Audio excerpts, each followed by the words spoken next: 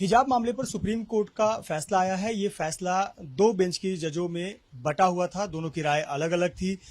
इस मामले पर बात करने के लिए हमारे साथ भारतीय मुस्लिम महिला आंदोलन के दफ्तर में हम पहुंचे हुए हैं, जहां पर यहाँ की महिला हैं, कर्मचारी, उनसे बात करते हैं। मैम, सबसे पहले तो आपसे जानना चाहेंगे, आप क्या सोचती हैं कि स्कूल के अंदर हिजाब, लड़कियां जो हिजाब पहनती हैं, क्या उसे अलाउ करना चाहिए, नहीं करना चाहिए? देखिए, मेरा ये मानना है कि अगर हिजाब है कि हमें सर ढक के बैठ रही हूँ और सभी यूनिफॉर्म में है, तो वो भी एक चीज नहीं हो सकती है। तो शायद मेरा ख्याल है कि अगर उसकी चॉइस है कि मैं हिजाब पहन के बैठूं तो वो पहन सकती है। आपका मानना है कि स्कूल के क्लासरूम में बेंच पर लड़की बैठे तो वो पहने, उसकी कोई दिक्कत नहीं होनी चाहिए? नहीं होनी चाहिए, क्योंकि वो हिजाब पहनी है, सिर्फ ये मानना है। और इसी हिजाब के चक्कर में और जो धर्म के बच्चे हैं, वो अपने अपने धर्म का कुछ कपड़ा पहनकर बैठने लगे, तो विवाद नहीं होगा? फिर बच्चों का ड्रेस कोड क्या? तो वो नहीं होना चाहिए, जो यूनिफॉर्म है वही होना चाहिए। यही मुकम्मल राय है हमारी कि जो यूनिफॉर्म है वही क्लास में पहने, और बाहर आके तुम हिजाब बानो या बुरखा पहनो, उसका कोई मतलब नहीं। मैडम, आपकी क्या राय है? जो स्कूल में बच्चे पढ़ते हैं, लड़कियां, उनको हिजाब अलाउ करना चाहिए, नहीं करना चाहिए?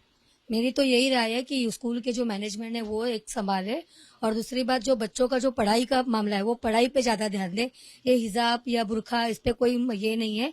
स्कूल के बाहर जो तुम्हारे ग्राउंड में है, वहां पे तुम कुछ भी करो, वो अपनी अपनी मर्जी है। मैम, सुप्रीम कोर्ट का एक फैसला आया दो जजों का, दोनों की राय अलग अलग थी। जस्टिस गुप्ता का कहना है कि हिजाब बैन किया गया, वो ठीक फैसला लिया गया है, उन्होंने सरकार पुराने हाईकोर्ट के फैसले को बरकरार रखा है। और जस्टिस धुलिया का कहना है कि नहीं, कौन क्या पहनना चाहता है, उसकी स्वेच्छा है, और ये मामला आना ही नहीं चाहिए था। आप क्या सोचती हैं इस फैसले पर? और अभी मैं यहाँ भी बोल सकती हूँ, यहाँ भी बोल सकती हूँ, क्योंकि अगर जो इन्होंने, जो दूसरे जो जज ने जो जजमेंट दिए हैं, ये मेरे ख्याल से वो अपनी चॉइस पर है। लेकिन वो चॉइस यूनिफॉर्म को लेकर नहीं हो सकती है ना। क्लास में तो यूनिफॉर्म एक ही होना चाहिए।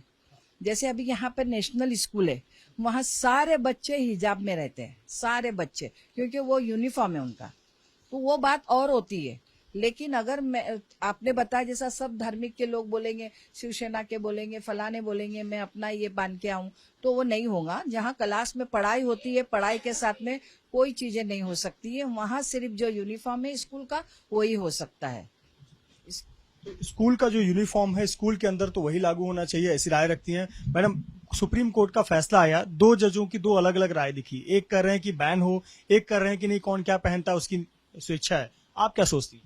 हम तो यही सोचेंगे कि जो बच्चों को जो कंफर्टेबल है, जो बच्चों को सही लगता है, वही करना चाहिए। क्योंकि ये जो स्कूल है वो सारे धर्मों को मिक्स बच्चे रहते हैं, तो कुछ पहनते कुछ नहीं पहनते, तो वो ऐसा अगर इन्होंने पहने तो उनको भी थोड़ा सा प्रॉब्लम हो सकता है। तो ये जैसे कि जो जज ने जो जजमेंट दिया है उस पर एक अमल करे, और जो बच्चों की चॉइस हो वो करे। बच्चे तो कुछ भी पहनकर आ सकते हैं, कि ड्रेस कोड स्कूल का लागू हो। स्कूल का जो यूनिफॉर्म है वही लागू हो, और जो हिजाब की जो बात है वो स्कूल के बाहर जो बच्चे करना चाहते हैं वो कर सकते हैं।